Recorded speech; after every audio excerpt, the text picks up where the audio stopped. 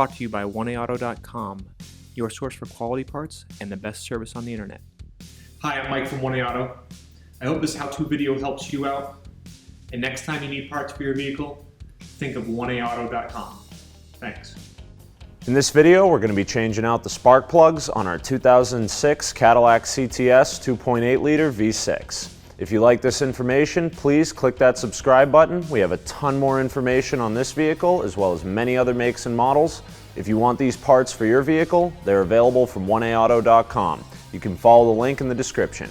Here are the items you'll need for this repair. Remove the black caps over the nuts for the windshield wiper arms. All you have to do is squeeze them together, pop them off. We're going to use a small piece of painter's tape. Make sure you use the straight edge to mark the position and angle of the wiper blade so we can reinstall our wiper arms properly. Remove the two 15mm nuts securing the wiper arms down, the 15mm socket and ratchet. If you're only replacing one arm, you'll only have to do this for that particular one. Work the wiper arms off of the splines. Do this by grabbing them at the joint, simply pulling up and pushing down. Eventually, it'll work its way off the splines, and you can remove your wiper arm. Peel off the weather strip. Remove these four 7mm screws. We're going to use the 7mm socket and ratchet.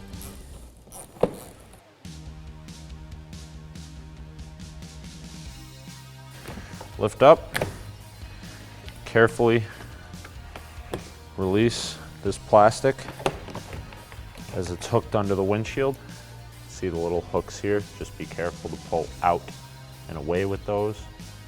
Remove this 10mm nut up against the fender on the driver's side.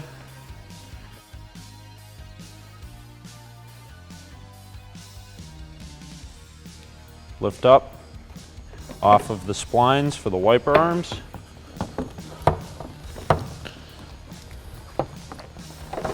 Remove the driver's side of the cowl cover.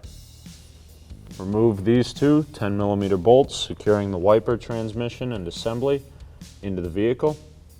It's a little easier to access this top one from the other side of the hood. I'm going to use a 10mm socket, ratchet, and extension.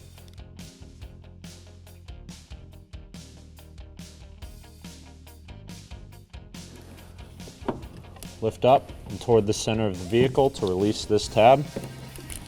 Flip over the assembly, release the connector. Remove the assembly from your vehicle. We're going to remove the engine cover, remove the oil cap, lift up and pop off the cover, and reinstall the oil cap to prevent any dirt and debris from falling in while we're working. Using a flat blade screwdriver, loosen the intake boot clamp and pop this back off the throttle body.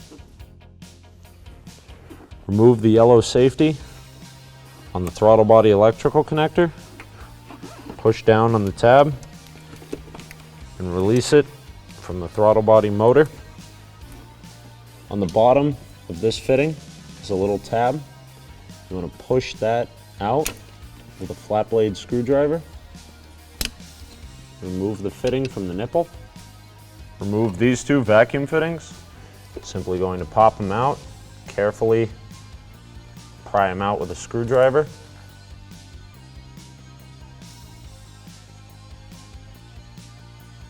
Using a flat blade screwdriver, pry the wire loom up off of the intake. Remove the vacuum booster line from the side of the intake. Lift up this sound deadening material and release these two connectors. We'll remove these 4 bolts with a 10mm socket and ratchet.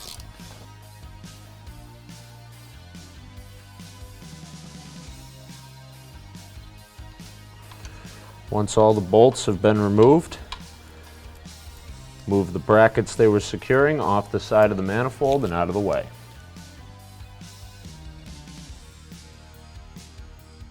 Using a 10mm wrench, remove these 3 bolts.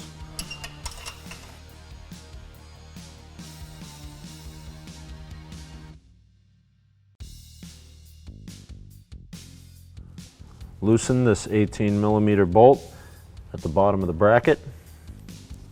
Crack the bolt loose with an 18mm socket and ratchet. Remove these 6 13mm bolts with a 13mm socket and ratchet.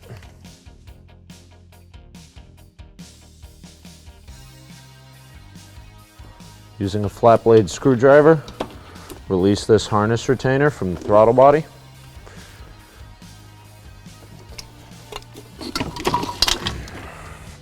And remove the intake manifold. With the intake manifold off, we can easily access all of our coil packs. We're going to do this one here because it's the easiest to film. All of yours will come out the same way. We'll pull out on this safety tab at the end. You may need a small flat blade screwdriver to help.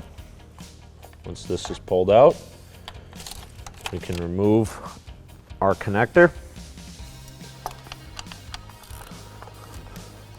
Loosen the hold down bolt with a 10mm socket and ratchet.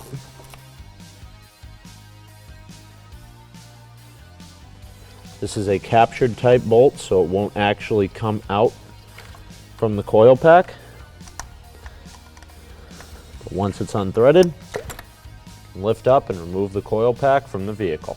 We're going to be using a 5/8 spark plug socket. Difference is, you can see there's a little piece of rubber in there that's designed to go around the porcelain to hold onto it, make it easier to pull the spark plug out, as well as protecting that porcelain from breaking on a hard edge. You need a long extension to get down into that spark plug tube, as well as a ratchet. Break it loose. Usually these come out pretty easily once you've taken that initial torque off of them.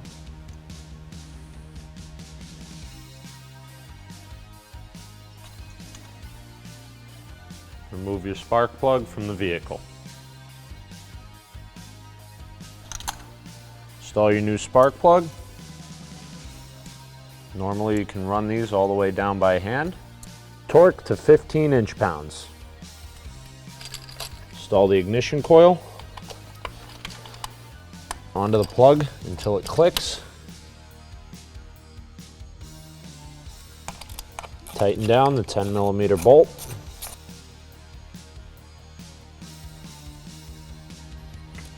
Reinstall the connector. Lock the slide back down into place. Remove your old intake manifold upper plenum gaskets from the intake runners. We'll spray a little brake cleaner on a clean rag or paper towel.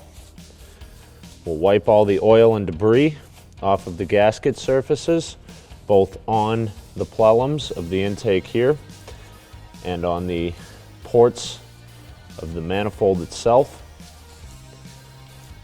Just want to make sure those are nice and clean. Do the same thing here on the bottom side of the intake manifold itself. Just wipe off that contact surface on the ports. If you feel any burrs or debris buildup, file that off carefully. You'll see that there's a small tab that sits into a hole on the top of the runners, as well as a hole that sits onto this dowel. Go ahead and line all that up. Then we'll install our intake manifold.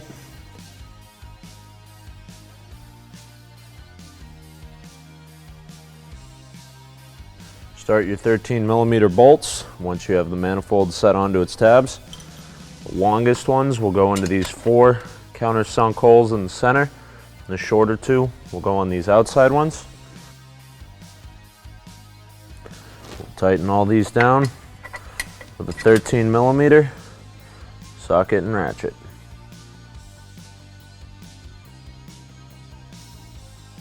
Torque these bolts to 17 foot-pounds. Reconnect the electrical connectors at the rear of the manifold, the brake booster vacuum line, and the two PCV lines, one on each side.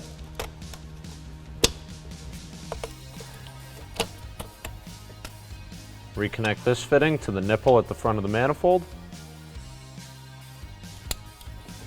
until that clicks into place. Reinstall the four 10mm bolts for the harness hold downs, 3 on the passenger side, 1 on the driver.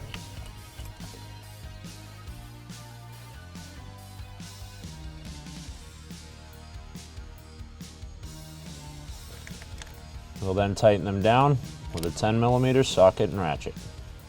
Line up this bracket. Spin this 10mm bolt in. Tighten up the bolt we loosened at the base of this bracket with an 18mm socket and ratchet.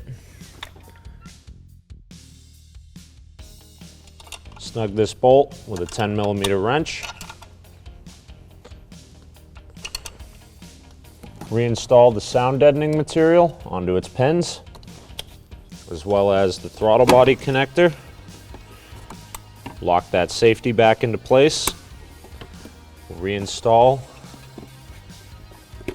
the air box on the end. Make sure this vacuum line at the back of that box is still connected.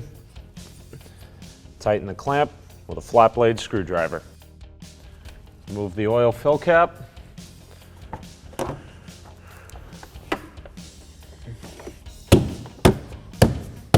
Reinstall the engine cover.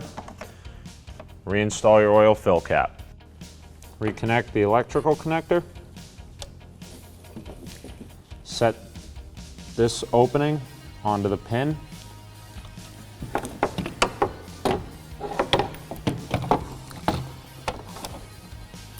And start tightening down your two 10mm bolts.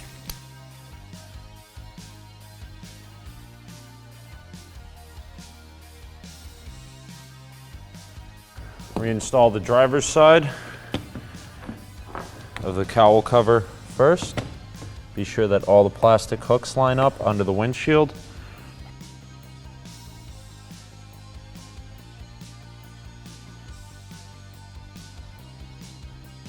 Reinstall the 10mm nut.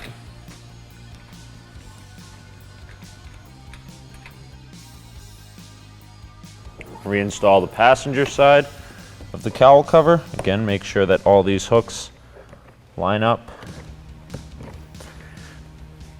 and go underneath the windshield.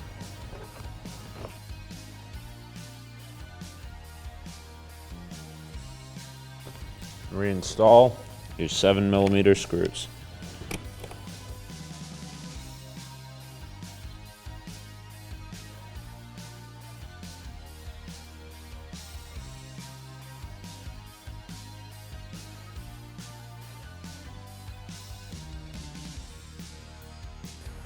Reinstall the rubber seal. The channel simply presses on to this ridge here. Line up your wiper to the tape mark we made on the windshield earlier.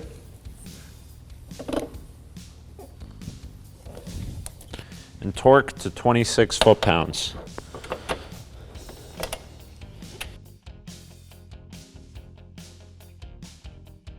Line up your wiper to the tape mark we made earlier.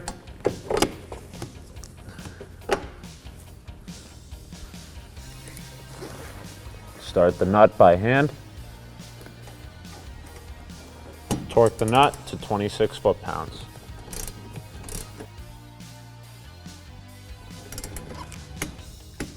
Reinstall the plastic cap. Close the hood. Remove the tape marks from the windshield.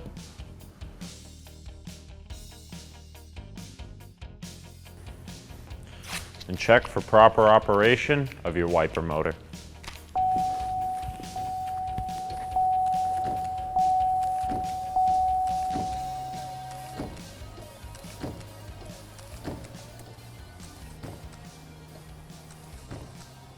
Thanks for tuning in. We hope this video helped you out. Next time you need parts for your car, please visit 1aauto.com. Also check out our other helpful how-to as well as diagnosis videos.